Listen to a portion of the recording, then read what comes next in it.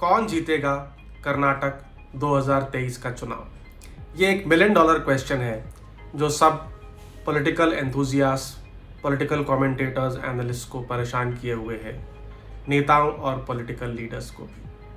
अगर कर्नाटक के electoral history की ओर ध्यान दें तो 1957 से लेकर के 1983 तक यहाँ पर कांग्रेस का बोलबाला रहा। 1978 में जब कांग्रेस जनता पार्टी से लोकसभा चुनाव हारने के बाद पूरे देश में चुनाव हार रही थी, उसके बावजूद भी यहाँ से कांग्रेस 1978 में जीतने में कामयाब रही।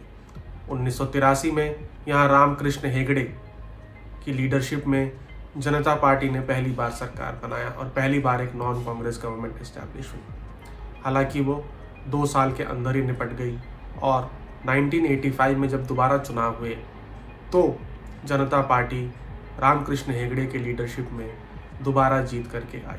Ramakrishna Hegde last chief minister हैं कर्नाटक के, जो दोबारा चुनाव जीत करके वापस आने में कामयाब रहे हैं। उनके बाद कोई भी चीफ मिनिस्टर रिपीट नहीं हुआ है कर्नाटक में। तो क्या SR बोम्मई जो अभी भाजपा के चीफ मिनिस्टर है इस ट्रेंड को तोड़ने में कामयाब रहेंगे? ये वक्त ही बताएगा।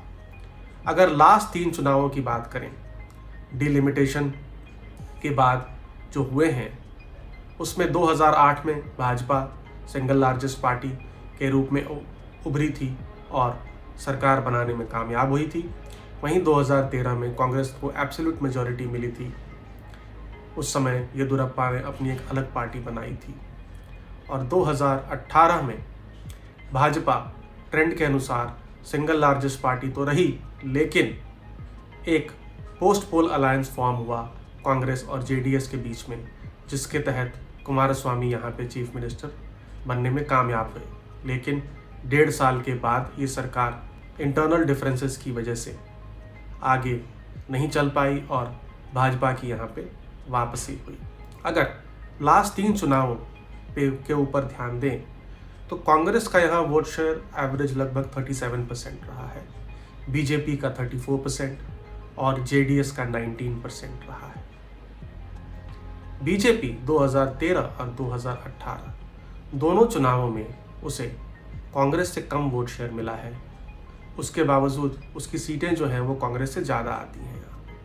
ऐसा इसलिए होता है कि बीजेपी का जो वोट शेयर है, जो सपोर्ट है, वो कॉन्सेंट्रेटेड है और ओल्ड मैसूरू जो एक क्षेत्र है जहाँ पे JDS का वर्चस्व है, वहाँ पे बीजेपी तीसरे नंबर की पार्टी है और वहाँ पे उसका जो वोट शेयर है उसके स्टेट एवरेज से लगभग आधा होता है। इसलिए बीजेपी को कम सीटों में ज़्यादा वोट पड़ते हैं और उसकी वजह से उसका जो वोट शेयर है वो कम होने के बावजूद उसका जो vote share to seat share conversion है वो ज़्यादा रहता है जब वो चुनाव जीत करके आती है। लेकिन बीजेपी की एक और समस्या ये है कि ओल्ड मैसूरू की 55 सीटों पर उसका कुछ खास प्रेजेंस नहीं है, जिसकी वजह से भाजपा का जो स्ट्राइक रेट है वो ज़्यादा होना चाहिए।